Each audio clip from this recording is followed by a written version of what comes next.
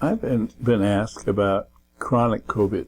I've seen quite a few people that have had persistent symptoms after they've had COVID. And if you stop and think about what the body does in response to COVID, I think it will be fairly clear as what we need to do for it. The coronavirus takes over the angiotensin II receptor and causes the body to make high levels of reactive oxygen species, or superoxide is the primary one. This material is very dangerous. It's very corrosive, it's very reactive, so our body has systems to take care of it. Superoxide dismutase and glutathione, catalase.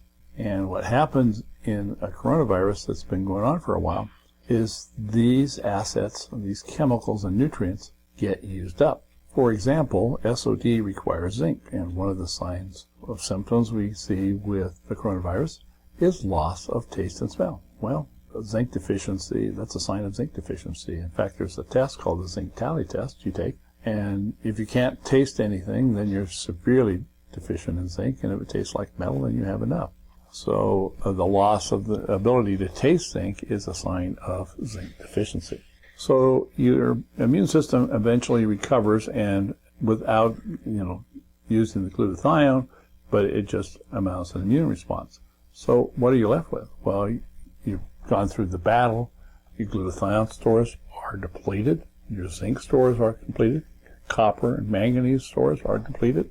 And the other phenomena that the coronavirus does is this inflammation causes strings of proteins to be deposited in your capillaries. Sort of like someone pulling spaghetti through your capillaries.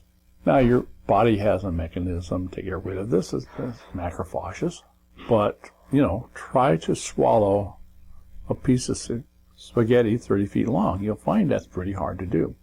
And that's what these macrophages are up against. There are these long strands of protein in the capillaries, and they're just too large to digest. There's some people that have been reported to have stroke-like symptoms, except when they do the MRI, they can't find a block. Well, that's because the block's in the capillaries and it's all over. So there's a blockage, it's just too small to see with imaging. So what do we do about this? Well, one of the things that's very helpful is proteolytic enzymes. Now, these are different than digestive enzymes. These are designed to break up proteins. You need to take them on an empty stomach, and you need to take them with a lot of water. If you take them with food, they'll just, digest the food, and they won't get into your bloodstream. But if they get into your bloodstream, they will go in there and start chopping up those strands of protein, and then your capillaries can come in and eat them and remove them from the area.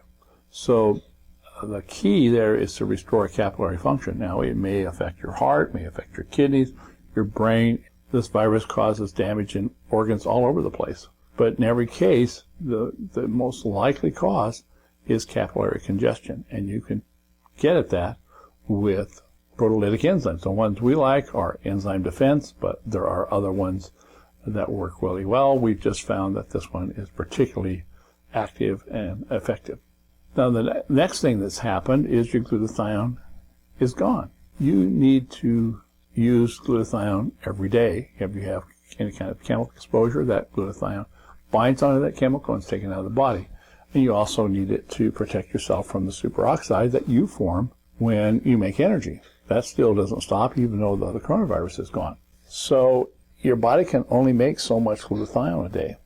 And if you have some genetic SNPs, like I have and many people do, then the ability to make glutathione is more impaired, so it's harder to catch up. So the simplest way to handle that is just take glutathione. Now, it can be taken orally, but you need a form that's a sublingual to really get significant levels in. These will just absorb right into your tongue. But the best way is just through IVs. We've also found lipoic acid to be very effective. And by the way, that's the #1 deficiency we see on all these nutritional panels that we do. And we give that IV, but it can be taken orally as well. Now, what's special about lipoic acid? Lipoic acid is both water-soluble and fat-soluble. Now, inside your capillaries, they're all lined with fat. So when you have oxidative stress there from the coronavirus, that fat lining is what takes the hit. And so low lipoic acid is the ideal antioxidant to get that calmed down again and get things back to normal. So what we do in the clinic is give an IV of glutathione and then a subsequent IV of lipoic acid. And patients report amazing responses to that virtually overnight, and sometimes before they even leave the clinic. Dr. Horowitz has reported a couple of cases in New York where they had active COVID with x-rays and lung findings, and he was able to get them better in a matter of less than an hour with these IVs.